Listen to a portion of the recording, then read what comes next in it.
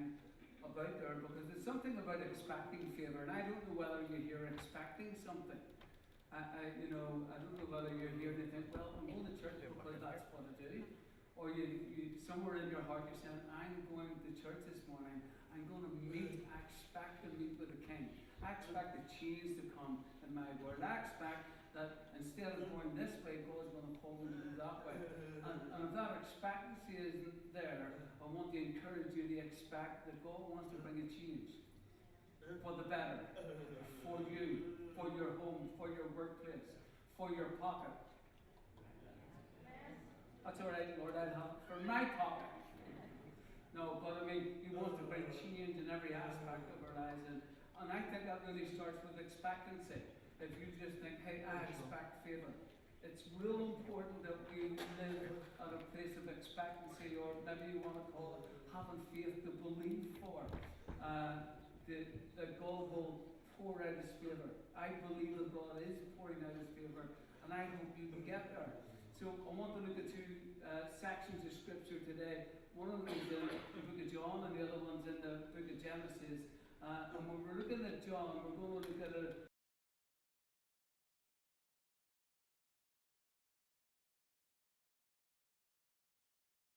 We're going to go and look at Joseph, and we're going to go and look at probably another very well-known piece of Scripture in Genesis. Are you all right with that? So you know we're going, and we're talking about what? Favour. Look at the person beside you. Do you not know? Go on. Do you not know? Because you didn't say it, okay? So we're talking about... Okay, it started there and done a bit of a ripple, so you need to catch up. Okay, so this is the time we're going to go to the book of John, John 2. It's when Jesus goes and he's operating, and it's his first miracle. People remember that, right? So he's in a place called what? Cana, that's right, okay. So this is before Jesus was seen as a miracle worker. He was just one of the guys that worked with his daddy, and he was probably very smart in some of the stuff he said, but he wasn't really known as a miracle worker. So I'm going to start reading in John 2, and we're going to read through 1 to 10. Are you okay with that? Say yes, Lewis. Okay, that's cool. Thank you. Okay, on the third day, there was a wedding at Cana in Galilee, and the mother of Jesus was there, and Jesus was also invited to the wedding with his disciples. When the wine ran out, the mother of Jesus said to him, "They've no wine." And Jesus said to her, "Woman, what does this have to do with me? My hour has not yet come." And his mother said to the servants, "Do whatever he tells you." Now there were 6 stone water jars there for the Jewish rites of purification, each holding 20 or 30 gallons. And Jesus said to the servants, "Fill the jars with water." And they filled them up to the brim. And he said to them, "Now draw some out and take it to the master of the feast." So they took it. And when the master of the feast tasted the water, now become wine, and he didn't know where it came from, though the servants who had drawn the water knew, the master of the feast called the bridegroom and said to him, "Everyone serves good wine first, and when people have drunk freely, then the poor wine. But you have kept the good wine until now." Lord, just enable us to see and hear what you want to say today. As I was reading that, I was looking, and the first probably thing that struck me is that Mary had an expectancy at this wedding. She was expecting something to change. She was expecting that favor would be poured out through Jesus. She wasn't just saying, "What are we going to do?" She sort of looked and said, "Well, I'm going to expect. I know the one to go to with an expectancy." And of course, Jesus was there, so she's looking, "Well, Jesus, I'm looking some favor here. I'm looking, Jesus, that you would change a situation that looks impossible. I'm looking to you because you're the only one that can actually make the change. I'm asking you, Lord, that you would actually turn this around, because this is a bit of a mess." And I suppose when we think about this, or when I think about it, I think favor increases when your mind increases with the idea of favor. And if you don't actually expect favor, you're probably not going to get it. Because even if it does come, you'll not see it as favor. You'll just say, oh, look at that. That was lucky. But favor is something that God deals in, and that's what we looked at last Sunday. Favor increases when we become favor-minded. If you start to think about and expect favor, it happens. One of the things that when I was putting this together, I thought about Aaron, Sarah Jane, and Jacob, who were facing a cancer that doctors had diagnosed and said, but we believe in favor. And as a family, they got together and just stood and said, we believe in favor. And hey, here we are today under cancer-free.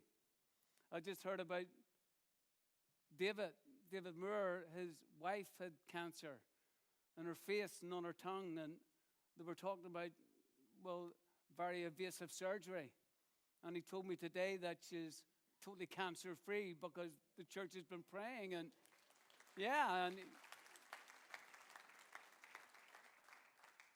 it's hard to get your head around because we don't often talk about God supernaturally moving like that in among our groups, but he has. And there's rejoicing with the Dohertys, and there's rejoicing with the Moores, and it's kind of cool, and you think, is that part of favor? Well, I think it is. I think that it is. So I have a question, and I like asking questions, but I have a question. Is the Lord looking for people who are expecting favor? And I'm asking you to ask yourself that. Is the Lord looking for people who are expecting favor? Is there something that you and I participate in to receive favor? I'm just wondering what you think about that, or how you look at that in your life. Is he expecting someone who's looking for favor so he can pour out favor upon them, that he can respond to them? You see, the truth is, if you have a troubled mind, and you know what I mean by a troubled mind, an anxious mind, or it's a negative mind, you're going to see negative everywhere, or you're going to see trouble everywhere, because your mind is going to point that out to you. That's how your mind works. That's how our minds work. People will always tell you why something cannot happen. It's a trend that they have. It's a trend that we have, that we look and say, well, that can't happen. Well, that'll never happen.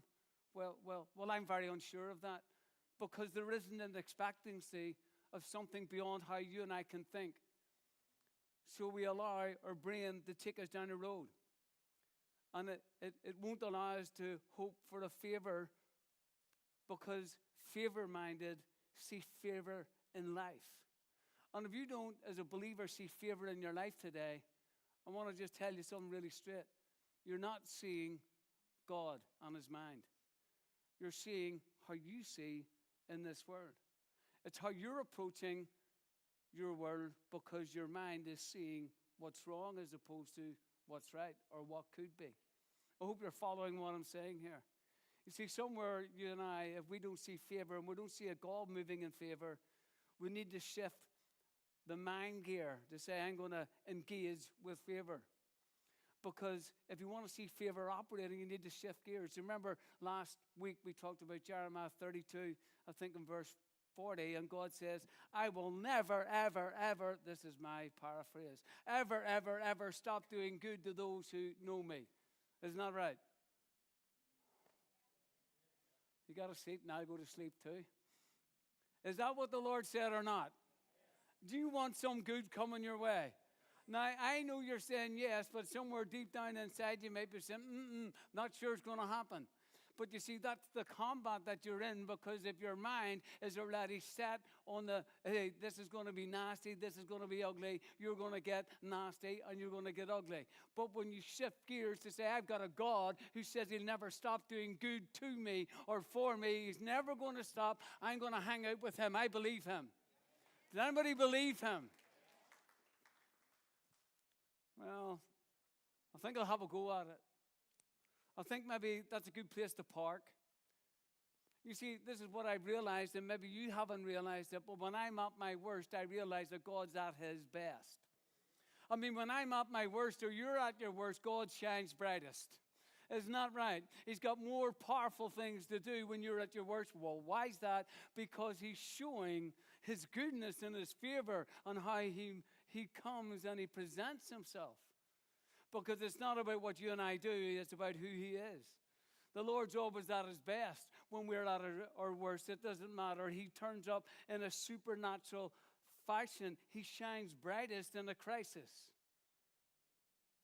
I said he shines brightest in a crisis. Anybody got a crisis? Anybody got a crisis today? Yep, no. Can you go and run out there and turn the heat off? If you've got a crisis, it's an opportunity that God's going to shine bright in your life if you just say, hey, I'm going to set my mind on favor. You see, the truth is that Jesus has a throne and he sits on his throne, but by and large, a lot of people reject his throne. Now, it's not that you're going about or we're going about saying, well, we don't believe in that, but we have problem minds, and a problem mind rejects his promises. Are you with me? We reject what he says. We set his word aside. Well, how do I do that? Well, if you say can't, that's a bad word. 4-letter bad word. Say won't. It's another bad word. Stop swearing in church. Can't and won't don't fit with God. So when you're saying to yourself, well, that can't work or that won't work, you see, there's something that's actually working against you, and it's a problem mindset. Proverbs 23, verse 7 reads like this. If you, I better go and just find it here in my Bible, because I'm reading out of the ESV, and it's kind of different from maybe what you're used to, but I'm going to read it anyway. Proverbs 23, verse 7. For he is like one who is inwardly calculating, talking about, in fact, I'll read verse 6. Do not eat bread with a man who is stingy. Do not desire his delicacies. For he is one who is inwardly calculating. Eat, drink, he says to you, but his heart is not with you. His heart is not with you. In other words, what the Bible is saying, or well, the New King James will say, when I remember it, can't believe I can't remember it. As a man thinks in his heart, so he is. And that's probably the way a lot of people remember it. And when you read the ESV, it seems a bit different, but it's just saying that what he says isn't what's happening on the inside. He's calculating. He's working something else through. He's not true with his words. He's saying one thing, but really, truly, deep down in his heart, he's doing another. And really, when I look at that, what the wisest man that ever walked bar Jesus is saying, your inner thought life is really where the real you resides. Not what you say, not what you present, not with the fluff that we speak, but what's happening, the thought life on the inside. What's going on in you. It's what dwells in your heart that shapes the whole person, the whole character. It's what dwells there. It actually shapes your destiny. What dwells on the inside of you. So it's no good doing a cover-up on the outside or putting some makeup on or getting a new costume that you want to wear. It's what's happening in here that changes you and changes me. So this is the part you got to look at, and that's what the writer in Proverbs is trying to tell us, that your inner thought life, what you think about, what you dwell on. You've all heard it said, you are what you eat. Not right. You are what you eat. But you also are what you dwell on. You are what you dwell on. What you consistently think about. Whether it's favor, not favor, whether it's good, bad, positive, negative, whatever you dwell on, whatever is the motive or the driver on the inside of you, whether it's depression or low self-esteem, that's who you are. That's the real you that you want to be challenged and changed. In other words, you think in your heart. You think in your heart. Maybe I can get an illustration. We all have search engines. We all know what a search engine is, don't we? If you don't, you know what Google is. So on Yahoo and all that, so you put something in, and it has a search engine, and it goes searching for stuff. And then it brings it back to you and says, here you are. There's what you're looking for. Have you ever used it? Have you ever not used it? Because you'd be my hero right now. Okay, we're all sort of trapped with Google. All right, so somewhere we got to realize there's a search engine. Well, let me tell you of another search engine. It's your mind is a search engine. Your mind is a search engine for the thoughts of your heart. So when your heart is looking for or is living, let's say, with negativity, the search engine, your brain, which is the way you're designed and the way I'm designed, go searching for what your heart wants. It's going to bring you the picture. So if it's looking for favor and your heart's shouting favor, your brain is now saying, I'm going to go and find favor and show you it because it's all around you. Are you with me? You're not sure. Should have said, shall we start from the... No, I'm not. But I want you to understand that because so many people seem to miss that. Whether it's conscious or unconscious, what you're thinking on the inside, your brain is finding it. That's why some people think about God and get twisted and have him as a sort of nasty God. Or maybe he's not really telling the truth. Because there's something about the search engine because of what's programming in your heart, and that can come so many ways. We're not going there today. But it can happen on a conscious or unconscious basis. And I would say this, if you're looking and you're saying, I'm not happy with what's in my heart, regards negativity or grumbling or gurning or whinging, or I can think of a whole lot of words, I just better stop. But if you're not happy with what's in there, maybe it's time for you to switch your season by switching your thinking. Maybe it's time for you to switch your season by switching your thinking. Like, how do you know? How do you know today isn't God putting his finger on how you think? How do you know that when you get up this morning that God decided, do you know what? When I get people into JVC today, I'm going to put my finger on their mind right now to say, your thinking is stinking. You need to switch that. You need to change. You need to swap that out. You need to get a refund. The mess you've made of that. But how do you know that God wasn't doing that? Maybe God's saying, look, I'm really tired of the belly aching that you're doing. Maybe, you're just whinging and getting on. And he says, I've got my finger on it, and I'm asking you, God says, to switch, change what you're doing, because the destiny of what you're growing on the inside is not good. Where you're going is not good. And you're a free agent and you can do what you want, but he's looking to reach out. Maybe this is your moment to hear and switch your thought. Maybe today you will actually say, I'm going to listen. You see, some people today will hear the noise but won't hear. Some people today will hear the noise, hear the words, and still not hear. Some people will hear and say, I'll never obey that, I'll never do that, I don't want to do that. And do you know what? The truth is, it's your prerogative and it's up to you. But in her story and in her text, Mary does something that's really interesting. She says, do everything that Jesus says. And I love that. Do everything that Jesus says. And she's actually setting the servants up to say, I want you to switch what you're thinking and just do what he says. And she issues these words to change the direction of the servants. In Isaiah 1:19 it says this, if you are willing, say if you're willing and obedient, you shall eat the good of the land. No. Okay, let's try that again, because I know. I just want to encourage you. If you're willing and obedient,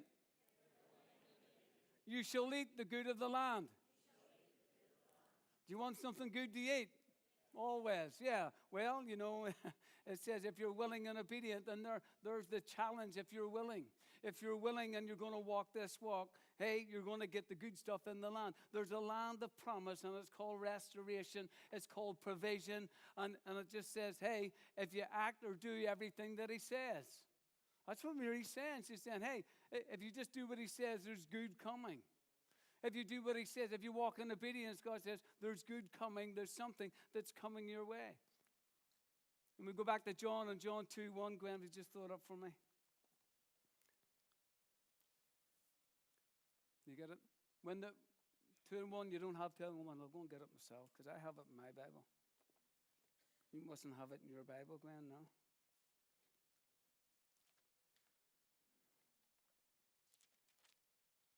John 2:1, on the third day there was a wedding at Cana in Galilee, and the mother of Jesus was there. Now, I kind of like that, because as you're looking at it and thinking, this is really interesting on the third day. A third day is actually signaling something to us. It's telling us there's something of completion that's coming, or should I say there's something that's beginning that's going to be completed is coming. It's a divine intervention, those words. on the third day, there's something divine coming. Now, you and I know what the third day means when it comes to it is finished, don't we? When Jesus was on the cross and died into the grave and up, and we get rescued and so on and so forth. This is a new beginning after a wait. On the third day, it's saying you got to pause and look at this and think about this. It's not just a story that happened in a place called Canaan. There's something else that he's looking to bring. In other words, when the writer's writing this, he says, I want to prepare you. I want to prepare you for a revelation. I want to prepare you for a transformation. So when we're reading this today, the Lord's saying, this is the third day. I want you to prepare yourself if you're looking for favor. I want you to be attuned and say, God, you can bring the transformation. You see, a third day speaks in the Bible when God's about to act. And here it is, we've got God about to act in Canaan. Canaan was a town, a village, probably more than a town, and it was a place that was just overlooked. It was on the outskirts. You didn't go there. You passed through it, and you blinked twice just to make sure you missed it. It was just, nobody really wanted to go there. It was just a forgotten place. And that's where glory begins. So if you're forgotten, that's where favor wants to rest. If you're feeling just marginalized, that's where favor wants to come. Because that's what the story is telling us. That's what he's indicating. The wedding covenant started at a very place where nobody was looking. Nobody was expecting. But Mary had an expectancy, and there's a role in the story that Jesus wants to point out to us. And here's the key in verse 2. Mary was mentioned before Jesus. Mary was mentioned before Jesus. It's interesting the way it goes. It just tells us Jesus, it should say, and the mother of Jesus was there, verse 1, verse 2. Jesus also was invited to the wedding with his disciples. So Mary gets the first indicator. There's Mary. Oh, yes, and by the way, Jesus got an invite. I find it interesting. I don't know how you see it, but as I'm looking at it, I said, that's really interesting that it rolls that way.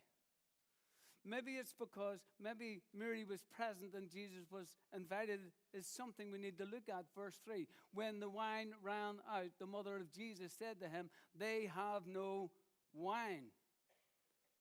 And all of a sudden, it started realizing me that a miracle comes through an invitation. And Jesus was invited to this wedding. Why? Because if you're not inviting him, there's no expectancy coming. If you're not inviting him into your world today, well, the miracle isn't happening. Are you hearing what I'm saying? So here we're looking and we realize Jesus, hey, we're inviting Mary, but Jesus, you can come too. But that was enough for Jesus to be there and for the call to go out, for the miracle to happen. Are you with me? You sort of are. Okay. You see, miracles work through relational invitation. Verse 4. You all right where we're going? And Jesus said to her, woman,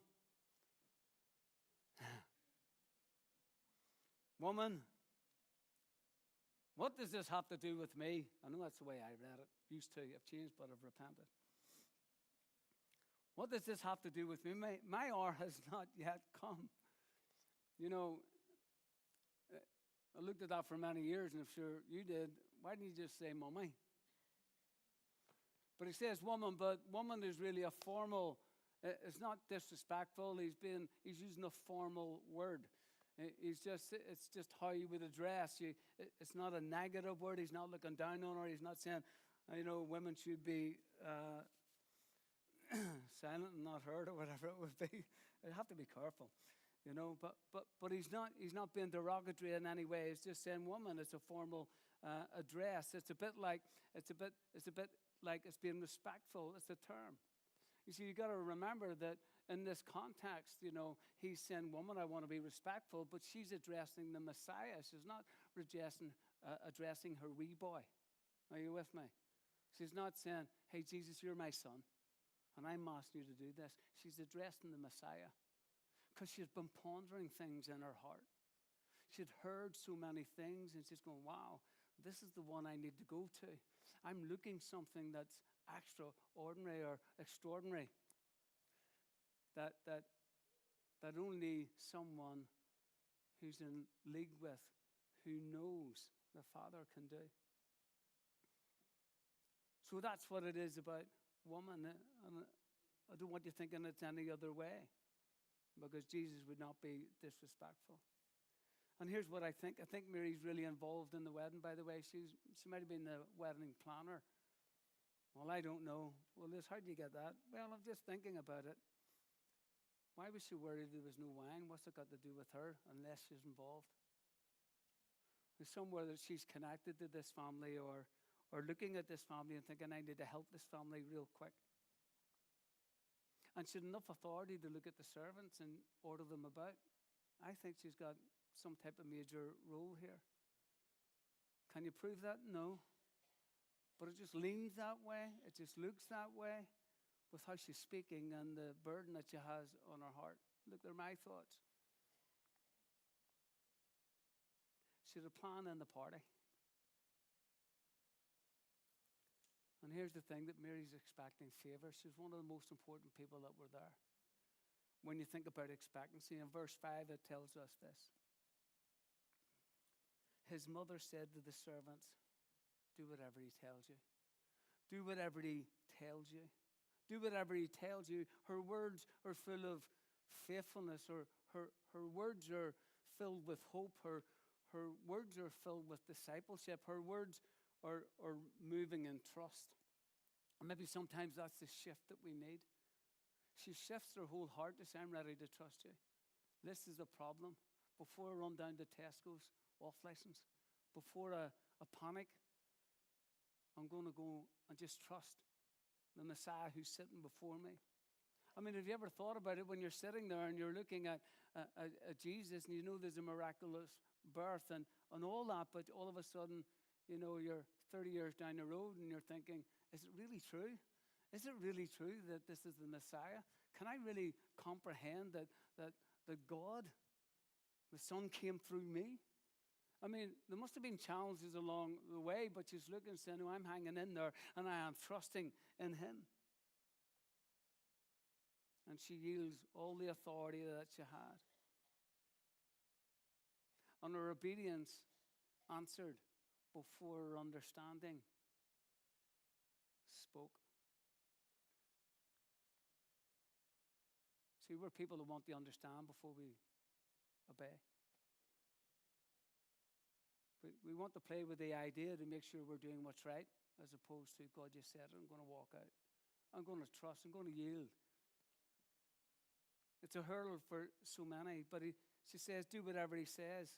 See, favor has an alignment, and I want you to catch hold of this. It's not something that's just poured out. Well, what does it align with? Well, it aligns with repentance. You know that word where you change around from what you're doing and go a different direction? Favor is sort of hooked up with that. And you're thinking, why? Are you serious? Absolutely. Absolutely. I'll tell you something else. Favor is aligned with being filled with the Spirit. In Ephesians 5:18, it says, be filled with the Spirit and don't be drunk with wine and all that sort of stuff. Favor is aligned, according to Psalm 92, that those that are planted in the house, those that are planted, those that are connected, those that say, this is home, they're the people that God says, they're going to be blessed. They're going to be planted beside still waters. They're going to be established. You know, all that stuff. They're going to grow. They're going to flourish in the house of God. Why? Because that's what it is. That's where alignment comes with favor. I mean, in Romans 12, there's a great scripture, I think it's around about verse 10, and it says, learn how to outdo each other in honor. What? Wrestle and compete to outdo in honor. Not yourself, another person. Outdo one another in an honoring. With your words, with your prayers, with your encouragement. Outdo. You never really think about that because we're always trying to get something rather than to give something. But the Bible's saying, I want you to outdo other people in your doing. I want you to learn how to lift people more than they can lift you. And here's Mary saying, do as he says. What else can I throw to align yourself with favor? Well, be humble. That would be one. Well, you got to be humble. Well, you got to get wisdom to get favor. You got to say, well, I got to walk in wisdom. I got to think how God thinks. I'll look at that maybe later on Wednesday or moving through, because wisdom is a principal thing. It's the first thing. It's the beginning of everything. And yet so often we don't have a lot of wisdom. Someone phoned me the other day and said, sure, Lewis, that's common sense. And what do you say? Common sense isn't. It's not common because it's not, because we do stupid and daft things, and don't we? Doesn't the person beside you do daft things? There we go. See? So really, the Bible's sort of saying, be a learner on how to get favor. Be a learner how to step into favor. Be a learner how to get the best out of life. You see, God's favor brings people's favor. God's favor brings people's favor. Well, what do you mean? Well, if we look at 6 and 8, and I need to watch my time here. We're okay. We have an hour left. 6 and 8, let me just read it out to you when I find it. Now there were 6 stone water jars there for the Jewish rites of purification, each holding 20 or 30 gallons. And Jesus said to the servants, fill the jars with water. And they filled them up to the brim. And he said to them, now draw some out and take it to the master of the feast. So they took it. It's really interesting because we're talking about favor for people, but I mean, he was invited to the wedding. His mom says, hey, I need some favor here. And all of a sudden, the favor moves to Mary, and then it comes from Mary, the bride and groom, and probably the people that were recipients. But as you look at it, this master tastes the miracle that's been served up by the servants of faith. They know what the water's about. You do know it's for purification, don't you? Hello, answer me, please, help me. So I can imagine coming in and I'm saying, okay, I'm going to wash my mitts in this water. You can drink out of it later, Anna.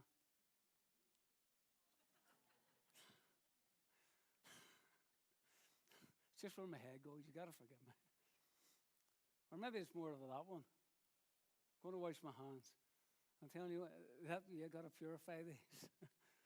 Well, they would have poured it over. It wasn't soap and so on, but they would have poured it over their hands. I'm only teasing with you. But there's still dirt in it. I'm sure it's not the cleanest of waters. You don't want to drink it, do you? But Jesus is already looking and saying, hey, guys, we'll see this for fun. And he causes it to change. And the master is the first one to get a drink. And he tastes of a miracle that's only served by faith. It's only people who have faith that bring the miracle about in verses 9 and 10.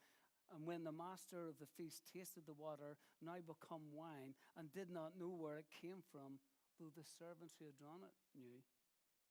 The master of the feast called the bridegroom and said to him, everyone serves the good wine first, and when people have drunk freely, then the poor wine, but you kept the good wine until now.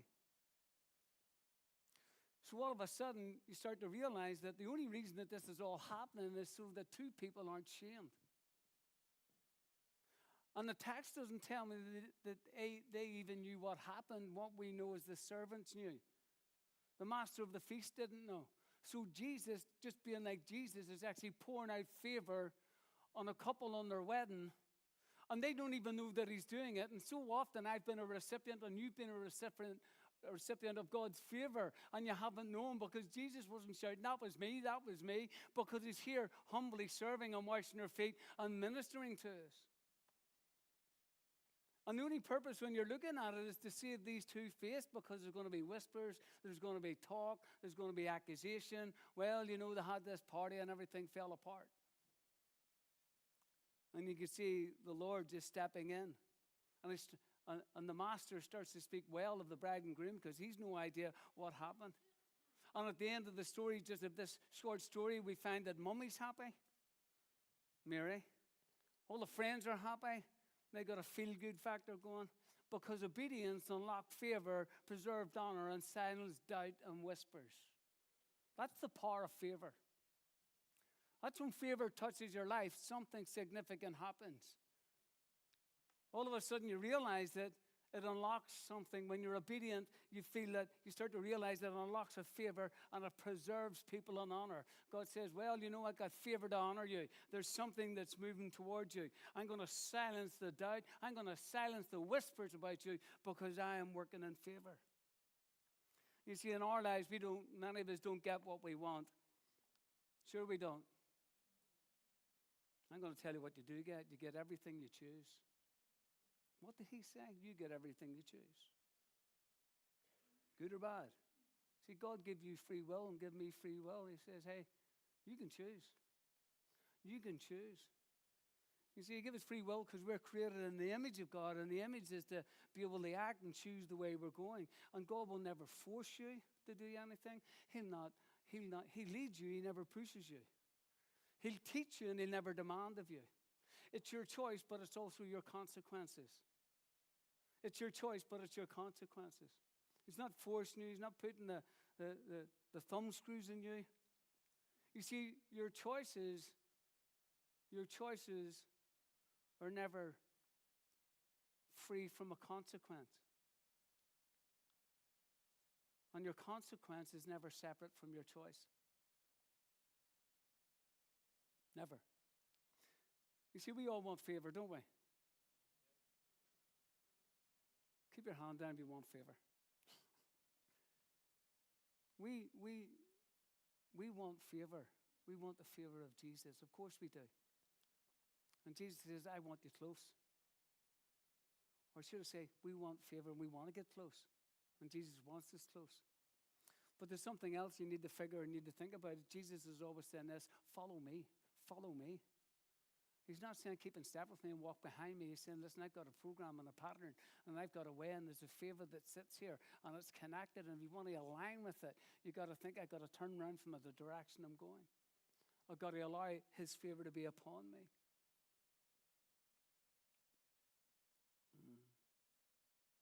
What are you saying?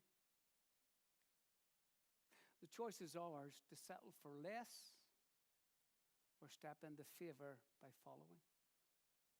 That's our choice. That's our choice today.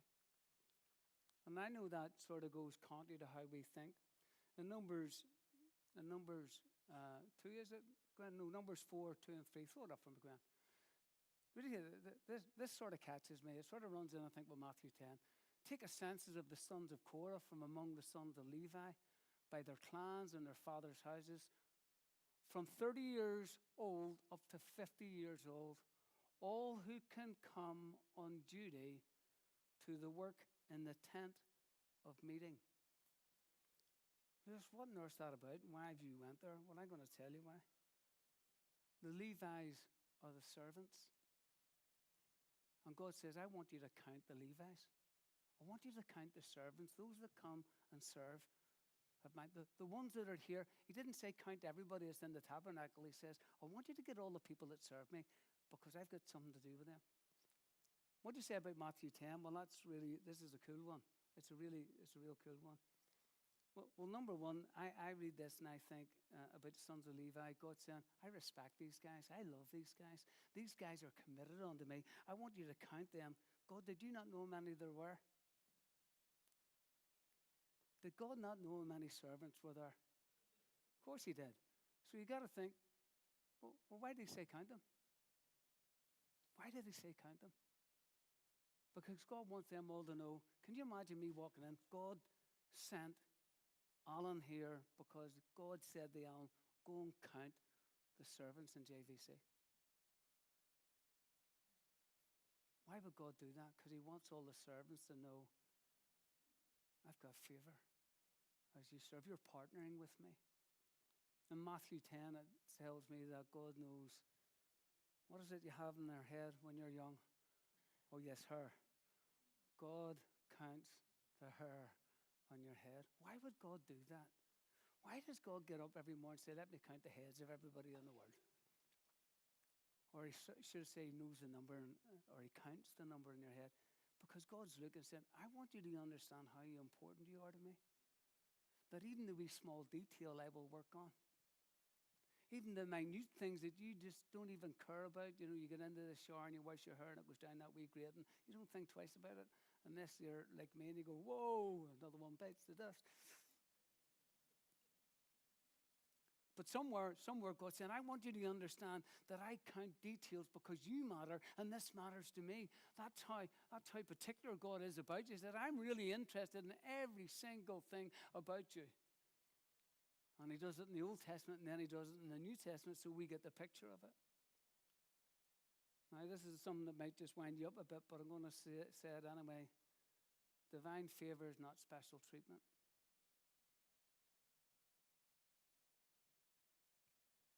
because I think we think it is. Or I think some of us do, do us a favor. We're saying, treat me special. But I don't really see it that way as I look at it, and I think you'll have a problem if you think of it that way. You see, it's hard to treat a troublemaker with equal favor, isn't it? I think the Lord sort of works towards you, but I want you to grab this. I mean, can you imagine everybody getting into school and getting the same grades? I wish it was working like, I would have loved it, but it didn't. But if everybody got the same grades in school, you'd say, that's not fair. Isn't that right? If everybody won a race and everybody's a winner because they run, that really doesn't help us in life learn how to achieve. It really doesn't. I think it's a really bad thing. It doesn't help. And I understand that if everybody had got rewarded, even though their talents are different, that would be strange if everybody got the same gift. I know that God's love is equal for all. I'm not saying that, but his favor is purposeful. Are you hearing me? There are two different things. There's love, and then there's favor. And when God says, I love you all the same, favor stands different because it has a purpose. And the favor that God has, you see, favor is not uniformed in its outcome. It doesn't work like that. God's favor accepts, what do you hear? Sacrifice. God's favor accepts sacrifice. God's favor will look at you and I and say, I accept worship. Not singing songs. I accept worship. So God looks different. God says, my favor accepts praise, but praise from a heart. In other words, there's a connection with it. For instance, if you go back in the Old Testament, and if you know the story about Cain and Abel and how Cain killed Abel, you see, it was over favor because God accepted Abel's gift. It's interesting, when God gave Abel favor, he got killed for it. It plays with your head, doesn't it? You see, favor isn't the way we sort of measure it up. It doesn't come like that through the Bible. That's not what God is communicating. And he wants us to be wise to it. But his response was always favor toward Abel. He regarded him. He accepted him. In Psalm 5 and 12, go and throw it up for me, please. What here it says, for you bless the righteous. We're now going to move into Joseph for a second, close off. For you bless the righteous, O Lord. You cover him with favor as with a shield. You cover him with favor as with a shield. I mean, it's a real eye-opener when you think about it, because God's saying, I actually bless, or I empower, or I approve of the righteous, of those that stand right. I'm going to move in favor toward them because that's what's in the text. He's actually looking and he's saying, I actually put favor on them like a shield. In other words, I actually, can I say, crown them or wrap them with favor. I put it right round them so that there's favor in every single aspect. It's not doing a favor. Do us a favor. You wouldn't open that door, close that door. Do us a favor. You couldn't lend us £10 or whatever. That's not what we're talking about when we're talking about God's favor. That's not how it works. Favor accepts, approves, and surrounds like a shield. I just love that. Favor, you're walking in favor, you're all snug in a rug, like a bug. Not right? You just say, wow, no matter where I go, this favor, things are just turning up and things are going well because I can see it, because I'm looking for it, because I'm expecting it. You see, he's truly the one that reflects or beats back or pushes back the enemy and the arrows. It's a big statement when God says, I'm going to surround you or cover you with favor. It's a big statement if you attach it to a problem. When you say, like in Philippians, he supplies all my needs. He's saying, I have favored you with everything that you need. I'm going to surround you with it no matter where you're going. That's a big statement. It becomes massive when you start putting favor on the promises and realize, wow, this is where favor lives. It's going to be what you need or where you work or in a relationship or whatever it is, but I'm going to grant favor. Joseph, Joseph, he had a coat that was favored, wasn't it? A whole lot of different colors. He had a coat, And God said, I'm going to surround you. The Lord said, I'm going to surround you with favor. I'm going to surround you, Joseph, with favor. And as you read his story, and I have to cut to the chase with it, but the bottom line is this. Joseph was a man who was trustworthy. Do you know that? He was trustworthy. And it was God's favor that was on him to make him trustworthy. And not everybody can run with that, but that's what God done. God made him trustworthy. His father favored him because he was trustworthy. And the keeper of the prison that he ended up in gave him favor because it was moving from God. And what I find interesting in the story is Potiphar. You know Potiphar's wife accuses Joseph of being indecent. And as you look at it and you start to think, wow, this is a big deal here. Well, you see, Potiphar was the guy that imprisoned Joseph. He could have left it to Pharaoh, but he says, well, I have the right. I'm going to step in and I'm going to send Joseph to prison. And you think, oh dear, that's terrible. But you see, the thing about it is Potiphar sent him to prison, but he had the right to beat him from an inch of his life for what the accusation was, but he doesn't do it. He doesn't whip him. He doesn't beat him. He just says, go to prison. And somewhere in the story, I'm thinking in my head, you know what? Potiphar was going, hey, do you know what, Joseph? I got favor for you, son. And I'm going to send you to prison because I'm rescuing you. And sometimes your favor doesn't look like favor, but in Joseph's life, it was. Well, why would that be? Well, maybe there's something about his destiny and where he was going, but he wasn't beaten and he wasn't whipped. And maybe Potiphar was looking at his wife and going, I don't believe this doll. Because I know this man. And favor's on him and he's trustworthy and everything he put his hand to he's successful in. And Potiphar's looking and saying, I've got a conflict here. So he sends him to prison. I think he's got his eye on his wife and he's saying, I'm not sure about you, doll. I'll tell you better than that. Favor was so strong in his life. Joseph could have been executed without even a trial at that point for what the accusation was. But yet they didn't do that either. All of a sudden he's left there to live and he's there to be free. And maybe Potiphar or God protects him. I will say God protects him in prison. And all of a sudden you realize the setback is actually a shield of God's favor that surrounds him and is wrapped around him. You hear what I'm saying? Because sometimes we're gurning and we're whinging and we're getting ourselves in a real twist when God says, this is my favor. And you're thinking it's an enemy, but it's actually here to help you. Why does he say to James, he's counted all joy when different trials come upon you? I mean, come on, this is the Bible and the Word of God. And we're whinging and getting ourselves in a fit. And God says, this is my rescue. Prunes. Sometimes we kind of miss it and we don't really look at it. Maybe the prison walls were actually protective walls. But the whole time that Joseph was in prison, he was never taken to trial. And you think, well, why wasn't he taken to trial? Well, I don't know. I don't know how all that worked, but he never got a trial. He just sat in prison. No trial came because there was favor of righteousness that surrounded him. It was like a shield. And Joseph was jailed, would you hear this, in a place called Memphis region. That was a real jailhouse rock. Boom, boom. How to say it? Like, how to get it in? Today, it was in a place called Cairo. He was in a place called, I can't believe I said that. But he was in, it would have been today in Cairo, and he was imprisoned in this prison, out in the outskirts, and there he is, and he's thinking to himself, well, my life feels much it's over. Genesis 39, 22, 23, I think.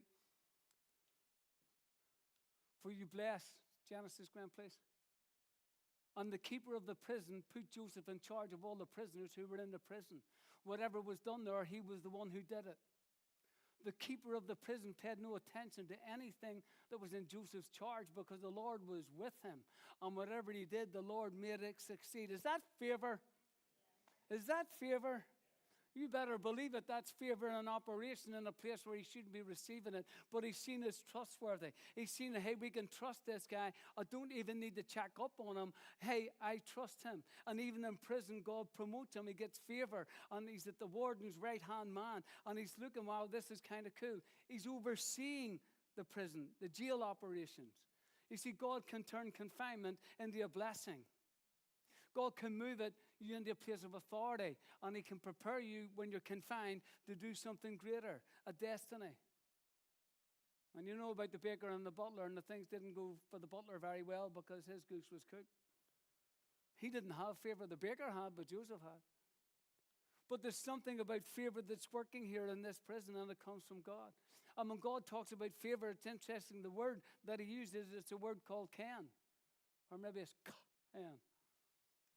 Don't speak Hebrew, but I know it sounds like ken spelt with a C. But God's favor is ken. It was with Joseph. And it's not about skill, and it's not about his strength. It was actually God's grace being poured out. It was a move when God's ken can turn your prison into a place of promotion or a platform of life for you. The favor of the keeper to trust him was there. He had confidence because God placed it. He had favor with other people. And Joseph's jail he was in jail because of lack of trust. That's what was happening. And God twisted it and turned it. God gave trust to the keeper. You see, the truth is, and where I'm driving at, and where I've been trying to get to, is just to say this: you can expect favor today if you're actually moving in and underneath what God says. This is where favor lands. This is where it rests. And if you don't want favor, you can still be loved of God, and you can still know that you're secure with God. But favor sits at a place called obedience. And walking with him and shining for him. And God's looking and saying, you're going to favor it if you'll expect it today. Did Potiphar believe Joseph and doubt his wife? It's scandalous, but I think so. There's something there that we need to consider. But he had to be trustworthy. Joseph had to be trustworthy in the prison. He had to prove himself. He had to stand up. He had to walk right. Because favor and trustworthiness go together. And that's what I want to explain to you when we talk about God's favor. It's favor and trustworthiness that go together when we look at the stories in the Bible. And if that's what you want, I want you to think about that. Think about it. Potiphar was his judge. He jailed him, but he didn't beat him. He jailed him, but he didn't have him executed because he found he was trustworthy. In other words, Joseph had to do his part when he walked with the Lord. He had to do his part. He had to get under or be at the right place to receive favor. He had to walk worthy. What's it say in Ephesians 4:31? Is it there, Gwen? Walk worthy. I therefore, there it is, Paul saying, the prisoner of the Lord, urge you to walk in a manner worthy of the calling to which you were called. It's walking worthy, guys. Does that earn God's favor? Absolutely not. It's where favor pours out. There's a difference. It's where favor pours out. See, God's not granting favor when we're running with dishonesty. It's in trust. It's in our walk. It's not a special favor. It's not God closing his eyes when we don't walk in faithfulness. That's not what favor is. Favor works in a whole different dimension. Let me read one last scripture, and then we'll stand to your feet because the worship team are going to come up in a second. And it's in the book of Proverbs. No, it's not. It's in the book of Psalms, very close to Proverbs. Proverbs 30 and verse 5. For his anger, talking about the Lord, for his anger is but for a moment. I just love this.